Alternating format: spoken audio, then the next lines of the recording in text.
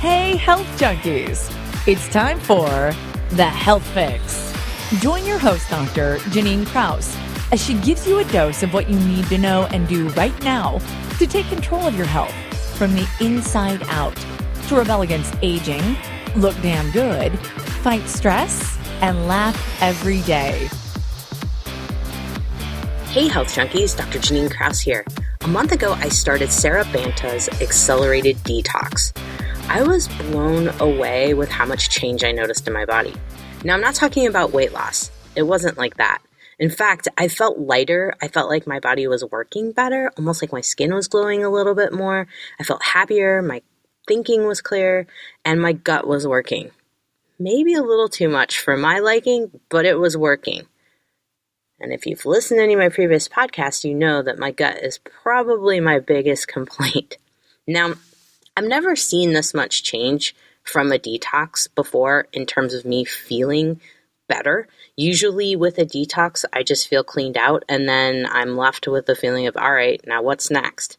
This one, I actually started craving the products and wanted to keep going with them, especially the silver.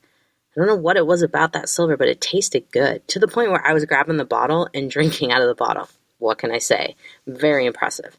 So I see this detox not as a weight loss program, but a getting your health back on track, kind of like a reset or a booster to your health. Maybe it could be a precursor to starting to address certain health conditions. Nevertheless, I found that this is a great product and I really am going to start supporting it in my practice. And today we're going to be talking all about the intricacies of Sarah's products in this detox and how some of my patients who also tried it out with me fared. So stay tuned. Let's jump into the discussion. Hello there, health junkies. You have a big special treat today. I have Dr. Chris Miletus on the line with me today. He is a naturopathic doctor who has extensive experience with food sensitivity testing. And since I like to talk all about food and how it affects our body, I thought, what a great person to have on. So Dr. Chris, say hello. Hey, hello everyone. Well, thanks for coming on. I definitely want to jump in and start talking about food sensitivity. When was the first time in your naturopathic career you started thinking about testing for food sensitivity? Probably 1991. So I graduated in 92, but I realized even as a student clinician at the Naturopathic University down here in Portland, Oregon, that a lot of the patients were coming in, they seemed like they were exacerbated. They had worsening of their symptoms with certain dietary intakes. And so I think that's when I first started thinking about it. Plus, honestly, I started thinking about it because I spent 2 years from college to enter a naturopathic school on the third world island called Dominica, not Dominican Republic. And I ended up with gut issues. So then all of a sudden food became really, kind of important to me because if I ate the wrong food, I ended up feeding the critters, which I collected down in the Caribbean. And I said, okay, well, there's a link here. And I think you and I and most of the audience knows it was Hippocrates 400 BCE that said, may your food be your medicine and your medicine be your food. And I think then it was a Roman that spoke to the wrong food for the wrong person wasn't a good thing. So I think it just came to fruition. So I started doing testing and I realized that if I can identify the cause of a problem, then I've eliminated it. So we in naturopathic medicine often speak about the obstacle to the cure. And that was the case with Mr. Harley. Mr. Harley was one of my first patients, and I was 26 years old, wet behind the ears, full head of hair, and he was 77 years old. And he said, Chris, I have many years. Okay, I look up many years. I knew what it was. And he said, I still enjoy downhill skiing. Good for him. 77 years old, downhill skiing. But his style was being crimped because whenever he'd go eat with his friends and family at a restaurant, more often than not, the room would start spinning, very classical Meniere's. And we did a food sensitivity test on him, found out it was dairy and wheat. That was his problem. And lo and behold, he says, son, yes, Mr. Harley, I grew up on a farm. I've always had dairy. I've always had wheat. Why would this be a problem? He says, humor me. If not, I'll eat my hat. And I didn't have a hat, but I'd have to go buy a hat to eat. And he adhered to my recommendation of avoiding the dairy and the wheat. I did add a little ginkgo, quercetin, which helps with often food sensitivities and other kinds of allergies. And lo and behold, he started downhill skiing and enjoyed his life. Wow. That's pretty impressive, because I think there's a lot of people out there that have Meniere's and have no idea that there is a food sensitivity connection. Yeah, anything that causes that inner ear pressure or fluidity to change is, you got to wonder, like, well, if I eat the wrong food, my ankles swell. If I eat the wrong food, I feel puffy or bloated. Well, couldn't that happen in your inner ear or middle ear? Well, yeah, it could happen any place. And so it's all about those fine little hairs, and many people, or maybe not, know that our inner ear is like a little gyroscope. It's got a little conch shell in there, and has a left and a right, and it has these little hairs and fluidity and crystals, and it just gets off a little bit, and it literally spins our world. Yes, literally turns it upside down in a lot of cases. What about your thoughts in terms of connections to benign positional vertigo, so BPPV? I think I missed a letter in there in terms of my description, but that one. Yes, I think there's no question. Our sense of balance, as I'm sitting here in front of a computer, visual, and even with my glasses, nearly blind. And it's like, okay, well, that's one of my cues and clues to my position. Proprioception.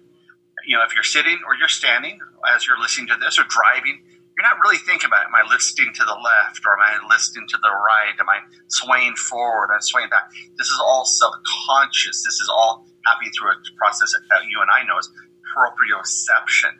And so we've got that. We've got then our inner ear along with our visual, and all of these things work. So when we get to the benign positional component of things, it also plays a role. But also what plays a role is the vagal nerve. Mm-hmm. And people are going to say the vagal nerve. I can say Vegas. They're going to say, ooh, we're going to Vegas. No. The vagal nerve. It's also known as the vagus nerve. Yes. And with a V-A-G-U-S, and it had nothing to do with lost wages. It's not Southwest Airlines will say as you're landing, welcome to lost wages. But yeah, no, I find a direct correlation. But I wrote an article on the vagal nerve because a PhD researcher was telling me about his positional vertigo. And he says, I noticed if I eat the wrong food sensitivity, or anything that just didn't digest well for him, he'd get a little bloated or a little distended. Mm-hmm. And then he would have dizziness, heart palpitations, and the condition is called Romaheld syndrome. And I can send you the article, and if you want to post it for your listeners, you can. And it's I wrote it in the Towns letter on the vagus nerve. And so what's interesting, you go to the eye doctor, I was mentioning my visual challenges, and he or she will say, go ahead and don't move your head and follow the pen or follow my finger, right? And you and I know they're measuring one of the 12 cranial nerves. In that case, they're measuring 3 or 4 of the cranial nerves. Then they flash a light in your eye. And so these little cranial nerves from our brain are absolutely totally critical to how well we're doing. But the vagal nerve is also known as the vagabond nerve, because it wanders throughout your GI tract, past your heart, down your esophagus, and down into your intestinal tract. But 80% of it's sensory, which is unusual for a nerve, and only 20% is motor or action-oriented. But now it's going directly up to your brain again and saying, I'm not happy. And some of us have had food poisoning, we vomited before we get the diarrhea, and we've sat on the commode and we're just like, I think I'm going to die here. I feel hot, I feel sweaty, I feel clammy.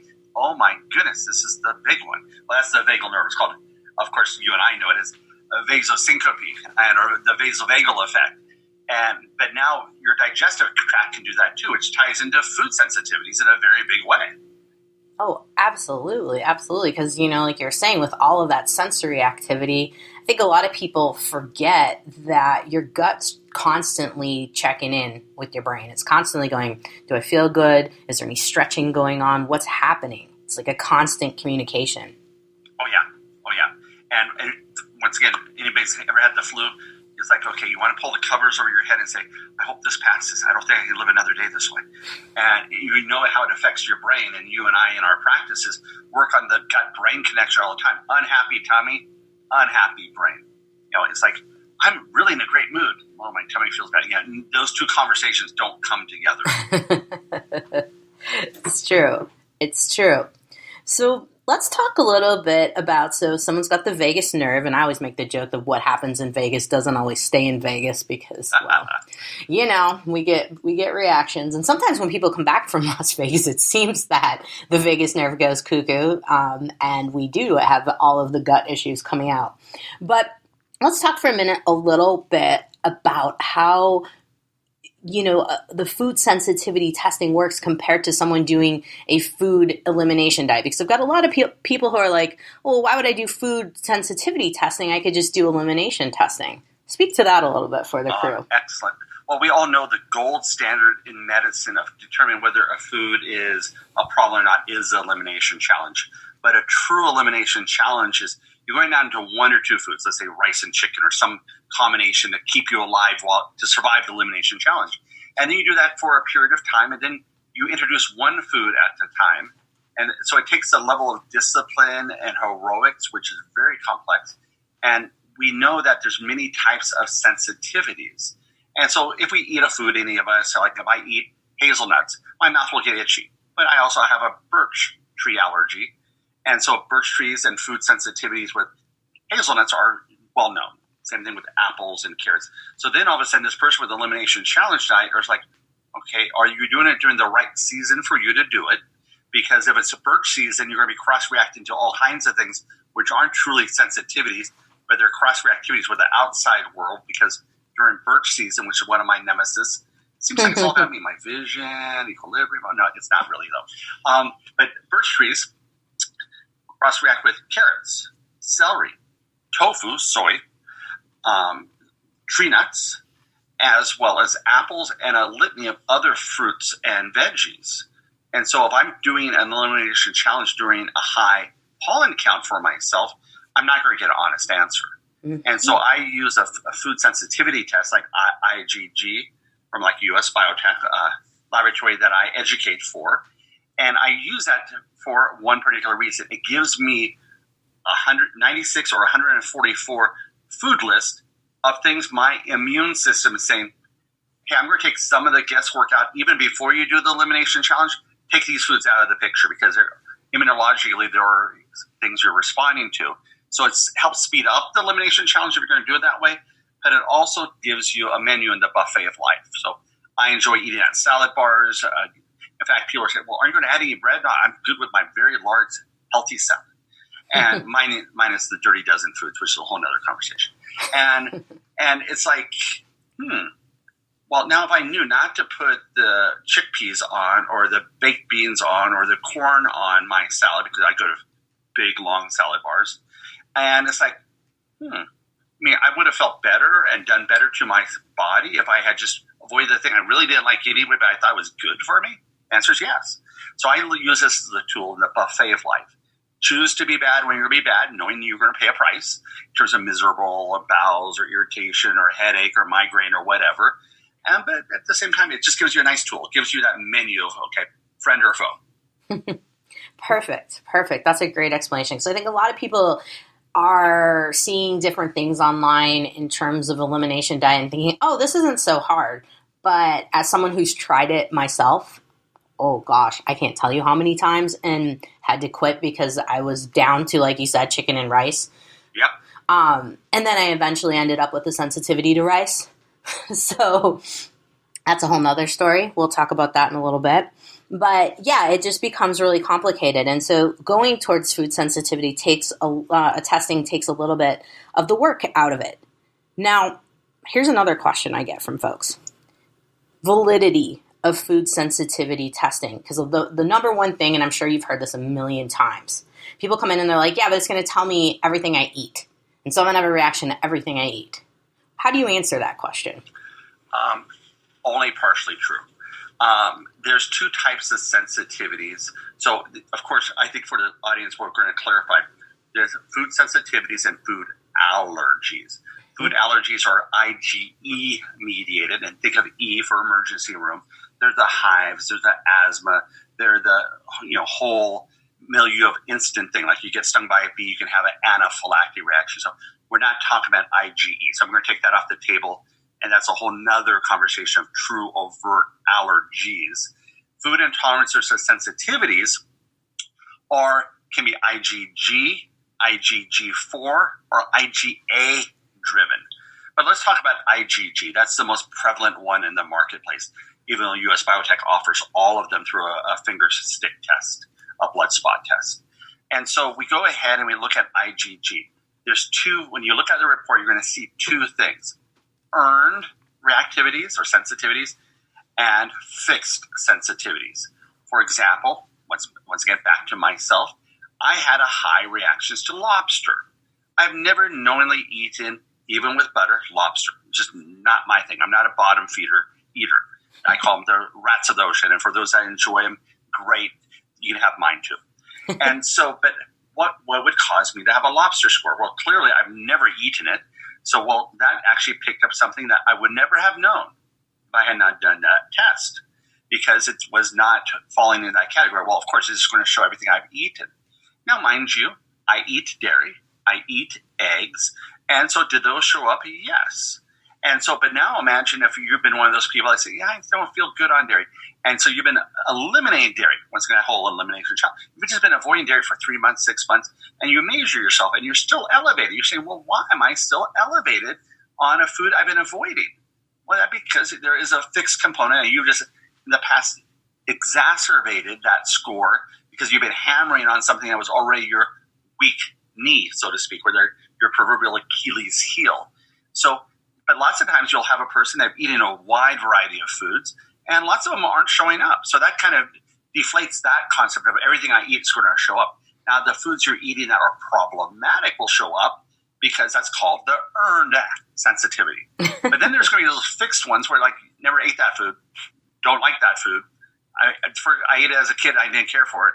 Well, that's the fixed one. So the food sensitivity test will identify earned, aka you've overate it, so that concept's true.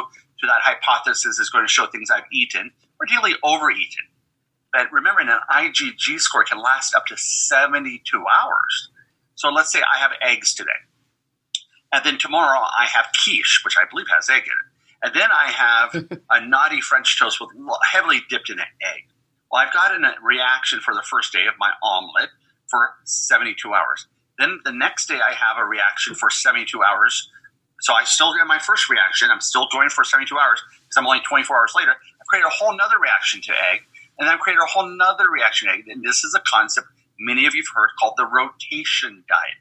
That you play choo-choo train and not Mayan pyramid stacking up the stairs of reactivity so that you're basically going deeper and deeper into the fog bank. And I give that example because a lot of times you get brain fog when you have a lot of sensitivities, or your joints will hurt more because it's a stacking effect. And living in Oregon and enjoying the Oregon coast, I describe walking along the seashore with my new pair of shoes and all the waves, the tide's pretty mellow, but every once in a while the waves creep up and slosh up onto the seashore much further than the traditional shoreline because little waves stack and become big waves. The same thing with these little scores. It's a straw on the camel's back. They burden you to the point that eventually you hit the threshold and you're wondering, what did I eat 3 days ago? To be honest with you, I can't remember what I ate yesterday in totality with accuracy. So how am I going to determine why I'm feeling crummy? And it was actually on Tuesday, and Tuesday's indiscretions, unbeknownst to me, that causes me to feel muddled today. So analytical testing, the test from US Biotech does, every test is ran in duplicate with known controls, negative and positive. So there's reproducibility, and you want to have a laboratory that's both CLIA and COLA accredited, and there's very few, and US Biotech's the only one I know that has both accreditations. That's pretty impressive. Yep. That, for a lot of people, I think, understanding that these tests aren't just hogwash, maybe, I think there's a lot of people out there like, well, I could get food sensitivity testing, but it's not that accurate. I'm like, well, who told you it wasn't that accurate? And nobody out there can really give me a clear answer as to why they don't think it's very accurate. But, to get a CLIA certification in the first place is a big deal. And then COLA on top of it, explain how that is a really big deal. Well, it's a whole nother level of accreditation. So imagine you file your taxes, and this has nothing to do with taxes, but might as well create some stress for all of us, okay? And so you file your taxes, and your accountant says, you've done a really good job of filling out all the forms. Okay, well, imagine that's like CLIA. And CLIA actually certifies all the major laboratories. But now you get a whole nother person to audit your charts or audit your taxes. And you go ahead and go like, hey, you did a phenomenal job. And in the case of US Biotech, they've actually been given accommodation for how phenomenal they do. And what's amazing is US Biotech actually is so cutting edge that most of their machinery upstairs in the second story of their laboratory are robotic. Yes, there's humans there, and no, it's not a spaceship, but you kind of get a feeling it could be a spaceship because everything's being micropipetted with robotics, taking out human error. And so they have 3 PhDs on staff. They have 3 engineers on staff. They have a 3D printer to make parts for their machine, their multi-gazillion-dollar machines that get, if they break down, fixed. And so that reproducibility is what allowed them to both get CLIA and COLA accreditation. But to know that your sample is being ran twice, so that's good. Reproducibility is like, hey, you made some really good chocolate chip cookies. Can you do it again? and do that for thousands of times per day. So that's why they have this accreditation. But in addition to this, we're also looking for how, at a microscopic level, is the accuracy in terms of analytics. So not only are the tests ran in parallel and via barcode, so they're blinded through the process, they also are measured with known positive and negative controls, which means, yeah, I know what the best chocolate chip cookie is. I know what the wrong chocolate chip cookie is. And we're going to have those as the standards for your cookie. And so once again, all those levels of redundancy and to spend the time and allocation to run known positive and negative controls with your own blood says, hey, you better be positive of that. Otherwise something's wrong. Or you better not be positive of that because something's wrong. It's just the level of, this is how I chose them, is because they just have that level of redundancy and alternate retentiveness with love and affection, but retentiveness. No, that's wonderful. I mean, that's kind of what we want in this profession, is things to be the most accurate, but also for patients to not waste anybody's time. I believe you quoted that the most expensive test is the one you didn't get data you wanted from. So yes. You want data, and you want the data to be the best that you can get. And I'm a very big data geek in that case. So one of the things that I get asked a lot about just food sensitivity testing in general is the agglutination style testing better than a white blood cell type of testing? So what is US Biotech doing in that department? Is it agglutination style or is it white blood cell? So there's a lot of different tests out there, and I've been very fortunate and blessed to have written 16 books. And one of the books I wrote was called The Liberation from Allergies. And I will say there is no perfect test. Mm-hmm. Every test offers some unique spin on things. So the testing that's done by US Biotech is using raw food protein antigens. I give the example of a barcode on one of my supplement bottles here. If I go ahead and scan it with, like, at the scanner at the store, and the scanner at the store represents your immune system, and the barcode represents the protein antigen, saying, I am milk, I am egg, I'm a goose, I'm a whatever the food is, then you say, okay, do I get along with it or not? And so they put in little acrylic wells. It's way back in the day when I first started. It was modified HIV ELISA technology. So let's get high-tech technology being used now for another application. And you saw the level of reactivity. So they're using raw foods. So you have the protein antigens, because we know when we cook things, we digest them differently. Mm-hmm. So this is raw foods with intact amino acids, because if you actually cook something, you can denature the protein, and therefore it doesn't look the same. It doesn't react the same. So you got the protein, you got your immune system, and it's a modified HIV ELISA technology, which they're using. Now, there are some laboratories that use white blood cells. They'll say, here's your white blood cell in totality. I can take it from your bloodstream. Here's your white blood cells. How do you get along? Well, hopefully there's not a whole lot of food particles floating around in the bloodstream. You can make an argument, well, that's not exactly the way the test works. But you think about our immune system and how the antigens work, you want to look for that reproducibility. I will tell you, my mentor used a very similar kind of white blood cell technology way back in 92. He had practiced for 41 years, and that technology has been around for a very long time in various persuasions. And so there's like, okay, there's all these different ways to do it, but then it comes down to reproducibility and also price point and ease. This can be done with a simple finger prick test, the IgG, IgA, or IgG4 food sensitivities, and it's really quite affordable, let alone when it's ran in duplicate and you have a CLIA and a COLA accredited and certified lab. Okay. Thanks for kind of clarifying that a little bit. I would like to know something, and it just came across my head just as you were saying it. You were saying the difference between, raw foods and cooked foods in terms of digestibility, which hands down cooked foods are going to be easier to digest. Would it be interesting if there was a food sensitivity testing assay that not only did raw food but cooked food? Would that make a difference? Just throwing it out there in terms of a random thought.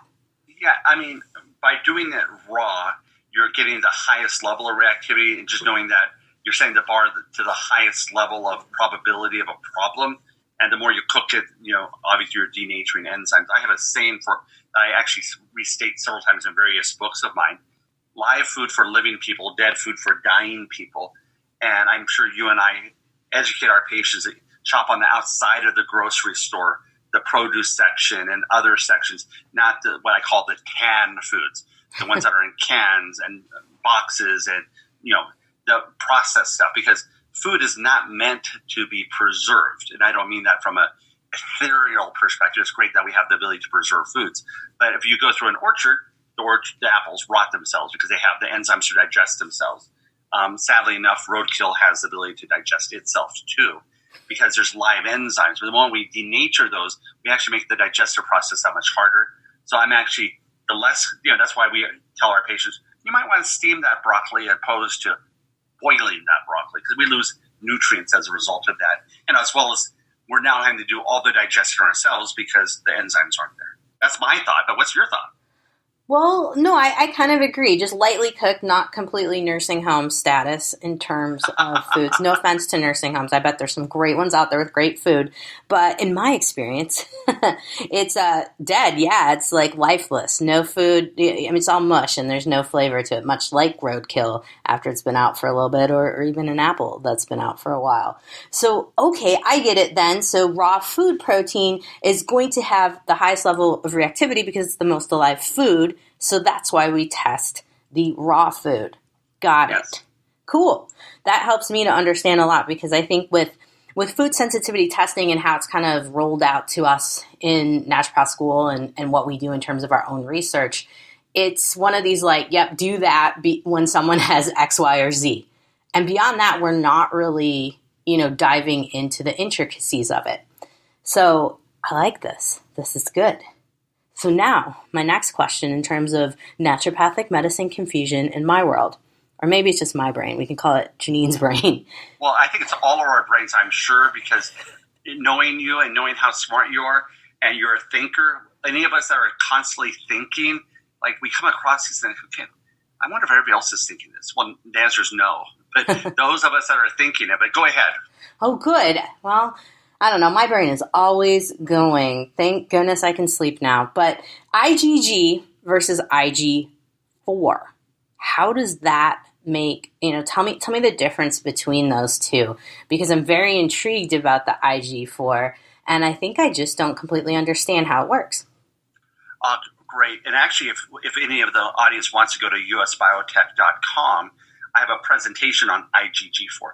IgG4 is intriguing, and so I graduated in 1992, and if I wasn't an educator, if I didn't go around the country lecturing to hundreds and sometimes 1,000 plus doctors, I would probably not have learned as much as I have and kept up as much as I have.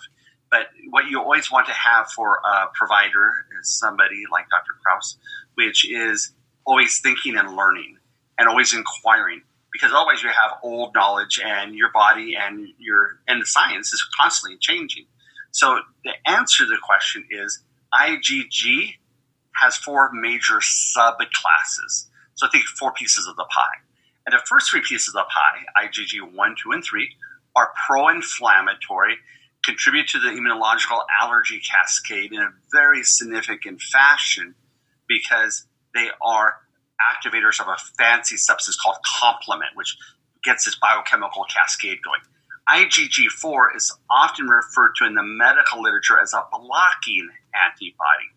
And so as a result, it can be elevated in conditions such as eosinophilic esophagitis, inflammatory bowel disease, autism spectrum, as well as for other kinds of symptoms like that. So there are this little subgroup of things that the medical literature says, you might want to measure IgG4 as well because you might capture some other things.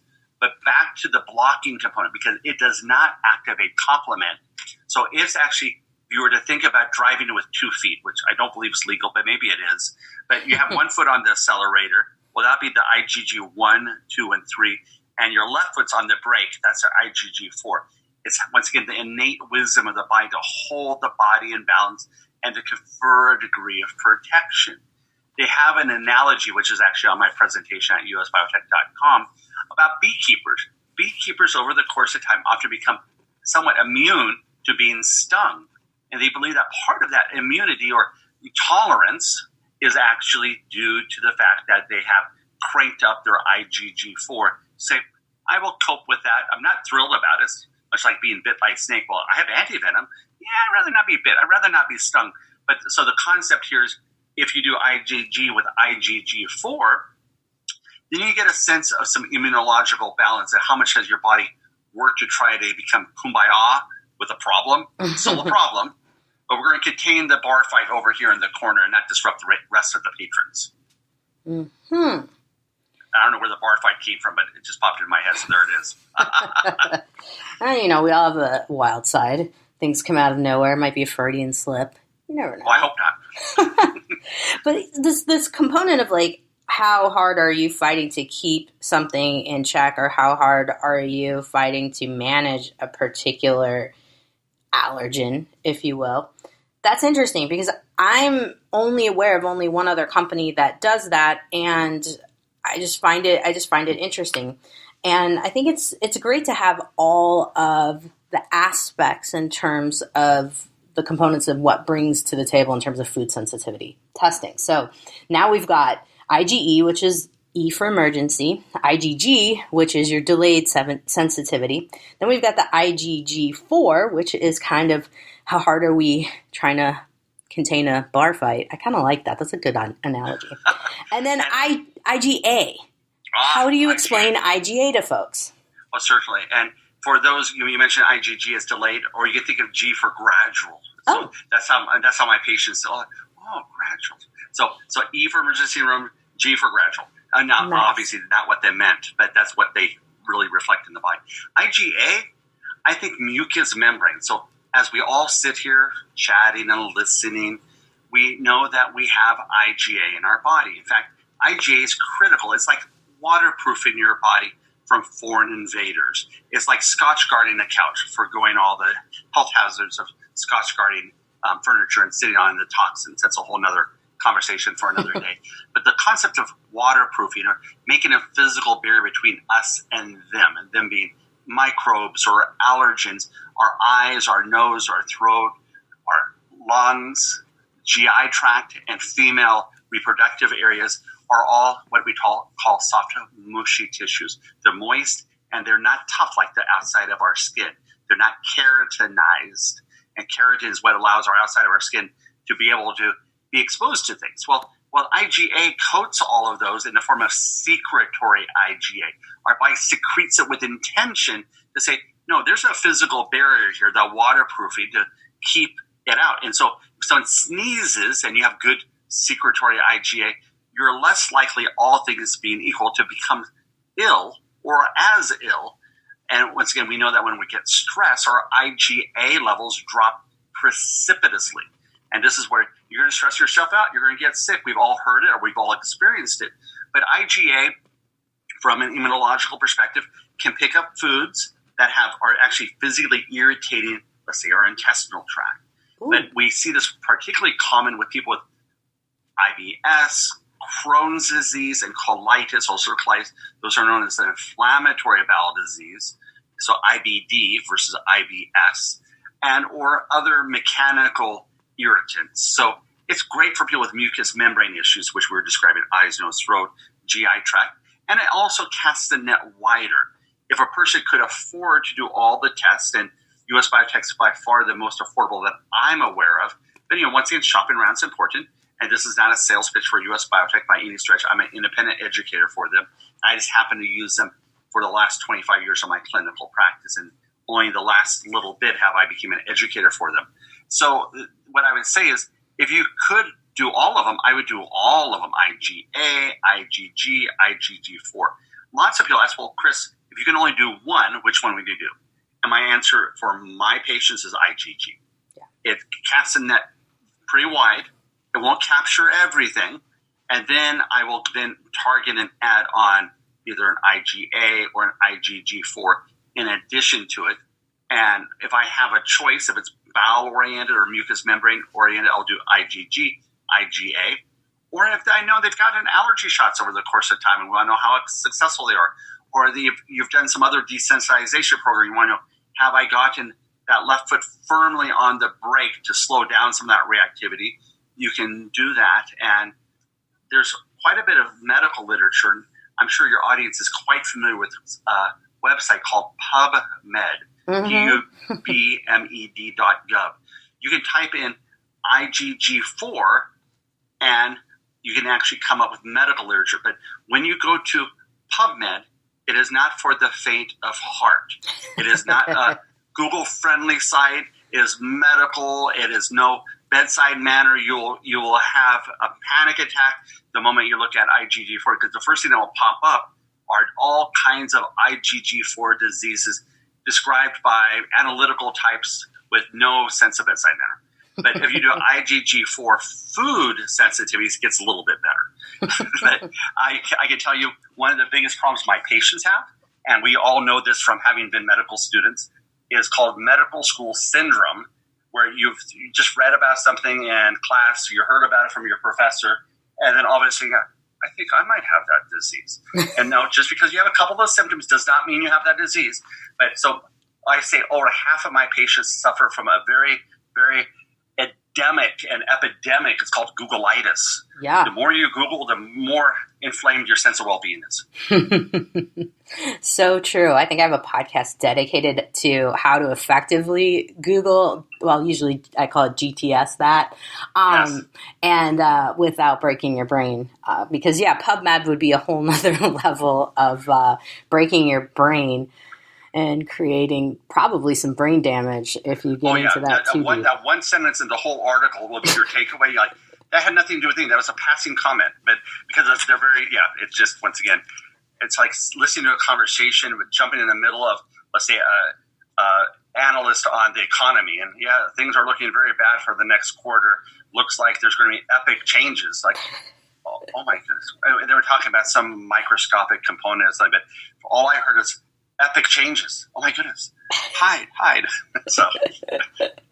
Yes, epic changes, imminent death, and gosh, I don't know. It could be crazy. So those of you out there who are my patients who are listening to this podcast, just print off whatever you read and bring it to me. We'll discuss. Good advice. We'll get to the bottom of it like I love to do. So let's talk a little bit more about, say someone gets their food sensitivity results and they're looking through the results and they're like, I have 4,000 milds, I have 5 moderates, and I have 2 severes. Are all those milds really necessary? Do I have to avoid all of them? What do I do? How do I manage this?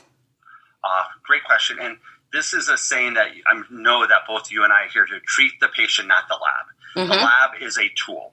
And if you had a shovel in your shed and the last time you used a shovel, you chopped off a toe, you probably want to use that shovel again. It'd be the bad shovel. Or maybe you were just uncoordinated, but that's a whole other story about shovels.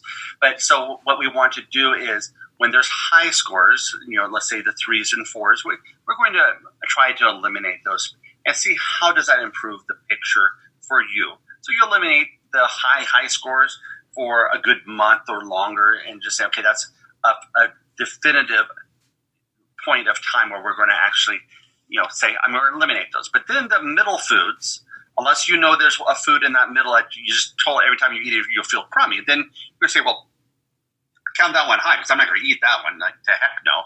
But then I say, this is where you play that, what I will term choo-choo train. Instead of stacking them, like stacking blocks, we're going to say, well, once every week or once every 4 days. But what I usually have people do is I have them try to clean up their diet with the highs and the moderately highs and see how good is good. Because lots of times people don't know how good is because all they've known is kind of crummy. And I'll give a silly example. When my children, which are now 21 and 25, when my oldest was about maybe 11 years old, we were in San Diego. We were doing a little harbor tour, and there were all these battleships. We've never been to San Diego, lots of battleships. And so I says, let's play a game. And if you've ever had kids, you play all kinds of games with your kids. Well, this one's I Spy. Now, I spy with my little eye. Well, I wanted to spy and see who can call out, being competitive, the most number of battleships. And my wife was going to be, aka mom, was going to be the judge, is who could see the most. Not fair, right? But hey, he has eyes, I have eyes, we're going to have a competition. And, Dad was going to show how good he was at seeing all these numbers. And the battleships have numbers that are 10 to 12 feet high. They're in white, they're on gray battleships, pretty easy to see, often by the anchor or someplace else. So I started rattling off all these numbers. I said, are you ready, set, go. And with all these numbers.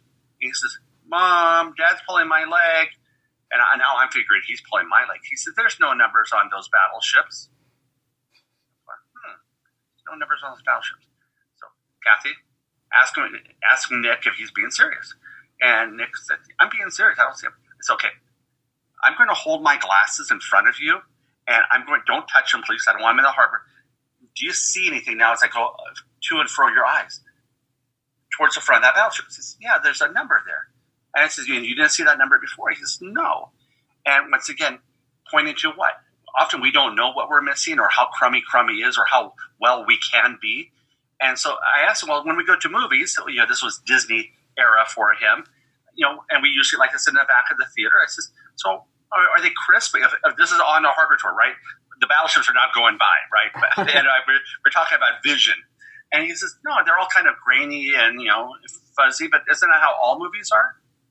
So I encourage your patients and the patients out there listening to really ask, how good is good? And have I reached that level of truly thriving versus merely surviving? No, that's absolutely a key component because, I'll get a lot of kickback when there's a lot of milds. But, just like you're explaining, it's something that you got to take a closer look. You got to pay attention. I'm a huge proponent of food journals and making notes. What about you? Oh, for sure. In fact, I go one step further. I would say, list the 5 things that you would like to see different that are measurable in your life when it comes to health. Maybe it's your bowels, maybe it's headaches, maybe it's aches and pains, what it might be. So I says, now let's go ahead and do the food thing, avoid the foods, and let's go ahead and analytically, I said, write it down someplace, and I'm going to write it down too. And then let's go ahead in a month or 3 weeks, let's sit down and see how those numbers move. And when you ask a patient when they don't do this, how are you feeling better? No, I don't feel any better. But you have the list. You pull out the list. Like, so how's your headaches? Well, now that you mention, I've only had one headache in the last 4 weeks. I usually have 2 or 3 per week. Okay. So how's your bowels? Are they still kind of crampy and bloated?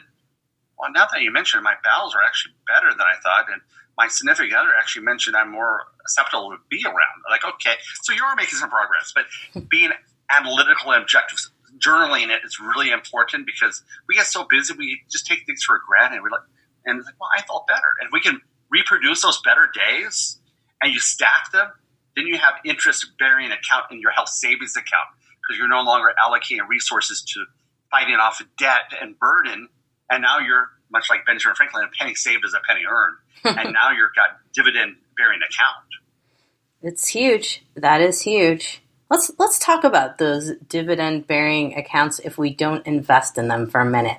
So say someone looks at their food sensitivity testing and they're like, this is a bunch of hogwash. I'm not even going to deal with it. I can't deal with it right now. And that's okay. Like you said, we meet patients where they're at. But say someone is just kind of like, I don't want to deal with that. I don't think that this testing is real. I don't think it's legit. What would you say to someone in terms of long-term effects of chronic food sensitivities on the body if they're not addressed? Two things. It contributes to inflammation, and inflammation is something that's very pervasive in the medical literature. And once again, you can Google it or you can PubMed it. And it's called aging. Inflammation ages the body. Inflammation accelerates the risk for heart disease. It accelerates the risk for Alzheimer's and joint destruction and onwards. The other thing is if there's a food that your immune system, the scanner at the store, is ever so vigilant for, much like the eye in the sky at a casino in Vegas, as we were talking about.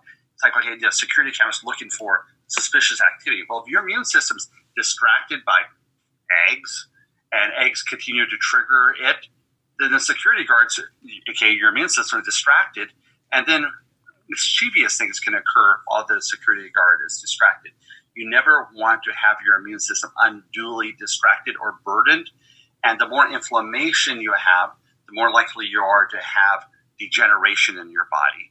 And so that's kind of my approach to why do we eat foods which we eat. Now, I will tell you, I know what my food sensitivities are. And when I travel, it's much harder to do your food sensitivities. Mm-hmm. But in the buffet of life, I'm consciously making a choice. And now it's an informed choice. So knowing is better than not knowing. Now, if you decide to ignore it, so be it. But also now you're feeling crummy. Well, then I'm saying, I'm going to pay attention to my food sensitivities when enough cells in my body, you're made of trillions of cells. Each of us are made of trillions of cells. So I gave an example in front of about 300 or 400 doctors in New York. I said, I'm going to tell you lots of things I know, but I want you folks, these are New York East Coast doctors, pretty serious group. I said, but I want to have you folks tell me how many cells in my body are tired right now? Because I could tell you before this hour and a half long lecture, I'm pretty tired. I flew in at 11 o'clock, your guys' time. And now it's 7 o'clock, your guys' time, which is 4 o'clock my time. I'm getting a little tired, but I got enough energy for you, so don't worry about that. So I said, how many cells in my body are tired? Can anybody know? Because I don't know. And it's quiet. I said, no, I'm serious. I'm asking you, how many cells in my body have to be tired before I realize I'm tired? No answer. I said, I didn't have an answer either, and I still don't have an answer. But I said, let's make it simpler. How many cells in my index finger have to hurt if I have a splinter in it before I realize my finger hurts? And still no answer. So then the question is, how many cells in your body have to be perturbed by a food, aka incredibly unhappy, whether it be in your GI tract, enough to actually have changed how you feel mood-wise, give you a headache? We're talking about, at the very least, probably billions of cells which are now disturbed. It's like someone with a chalkboard phenomena, scratching their things, or that person that has a really loud ringer on their phone. Well, your body is now being constantly irritated. And I can tell you, just living in the human race and the news feeds and the pollution, there's enough burdens in the body to think that you can consciously or subconsciously or with intention not eat a food, which is further adding that burden, that proverbial straw in the camel's back. Yeah, it's like, at least you know. Sometimes I'm naughty. My birthday was on Wednesday. And I was naughty. I actually had carrot cake with some cream cheese on because I love the cream cheese more than the carrot cake. But I don't do dairy really well. And I'm paying for it. But I knew it consciously. Now I know I'm going to be really good for a while. And that's ultimately, what ends up happening. You just got to make that choice. Like, all right, do I go for it? And I know what the consequences are. And, if it's worth it, then shoot, do it. There's some carrot cakes with cream cheese frosting that I'd do it for over and over again. Yep. Just to have it. And that's the choice you make, which is, something that I think's a beautiful thing because at least you have the knowledge when you've done some food sensitivity testing to know what's a problem and what's not. Yep. But you'll always be proud of me. There's carrot cake sitting on the counter. I have not touched it again. I had my piece of carrot cake. And because I just have too many things to do right now that I can't be fuzzy in my brain or have my ear hurt. Because we were talking early on about Meniere's disease and sensitivities. And, well, I know that if I do too much dairy, I'll get an ice pick to my ear. It feels like someone has literally put it through my ear canal into my eardrum. Oh, and so it's like, okay, that's how many cells in my body, and how much do my nerves saying, and what is my brain thinking, and why did I do too much dairy? Okay. Little dairy, a little, have to live life. I'm not telling anybody to, stop living life, but once again, you kind of want to find a balance point. That's all about moderation in life. Absolutely. You just weigh it out and act accordingly. So I have one more question left before we sum up, because this has been a great conversation, and I definitely have other things that I know that you're interested in that I want to geek out on you on future podcasts. But today we're going to keep it to the food sensitivity testing. And my last question, which I get a lot from patients about retesting food sensitivities. And I even get emails from US Biotech as to when I should retest someone's food sensitivities. What is your opinion? You do the food sensitivity test, the people get on their plan, they go through the whole year. Would you say that waiting a year is a good time? Would you say that waiting 6 months is a good time to retest? What is your opinion on retesting to see what's going on? Depends on, and it's really individual, and that's where us as clinicians help the patient. The patient helps us by telling us about how well they've made their symptom improvements. But what I would say is, if a person's had been on antibiotics and we're working on a leaky gut syndrome, or they have leaky gut for another reason, it's going to take me the better part of 3 to 6 months to get the GI tract a little happier. And leaky gut is, if you think of a colander, which way you might strain your noodles or your lightly steamed vegetables that we were talking earlier. If it had too large holes, your broccoli is going to go down the drain. So what we want to do is make sure that the tight junctions of our GI tract are actually tight and they're serving their purpose and not allowing a larger amount of molecule to go through. Because the last thing you want to do if you have dairy is have your immune system all of a sudden hear resounding in only the language of the immune system. If your immune system hears a cow, too much cow has gotten through your gut. And so if a person's been on antibiotics and they have a dysbiosis, which means imbalanced bacteria, it's going to take a little longer. If a person really, they have that severe sensitivities, you've cleaned it up a little bit, you worked on the microbiome, and then all of a sudden it's much easier to say, well, we'll measure you sooner. Then we have to say, well, why are we measuring you? Are you going to reintroduce the foods that if you overdo them will cause problems again, or you're always going to be watchful of them? So it depends, but sometimes there's so many food sensitivities that we really need to do a test sooner than later to see, okay, which of these were earned and which are fixed, and how quickly can we maybe tease them back in a little bit, because ultimately it comes down to nutritional status. You can have a condition called orthorexia where you're so hyperly aware of your foods that you're actually doing greater harm to yourself in the attempt to do better for yourself. You actually end up being so fixated and paranoid that you actually end up becoming malnourished.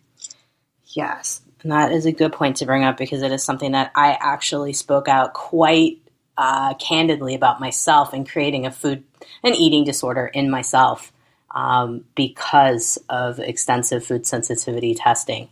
And so it's a real deal. It really can happen. So I think very, very much so. So it's just like with anorexia or bulimia, orthorexia, because we now know so much and we can get so much feed.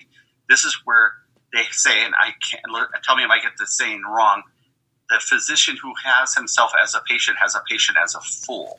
And it goes something like that, because if I lose my objectivity the moment I start treating myself. And so obviously as lay people as well, if you start treating yourself, you may not have the full medical science background.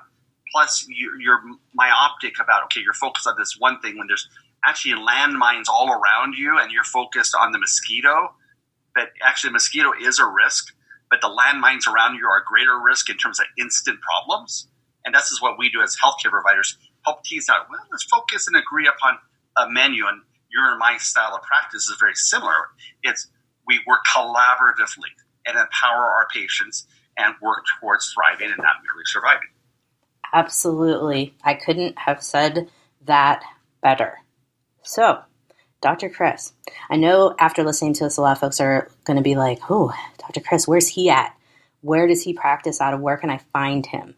Tell our folks where they can find you. Tell us a little bit about your website, because you have some really good resources on it, and let the folks know where to find you. Well, certainly. So My website is either drmeletis, Meletis, also you can get to it by typing in Divine Medicine, Divine medicine.com, and you'll see several of my books and articles and all this.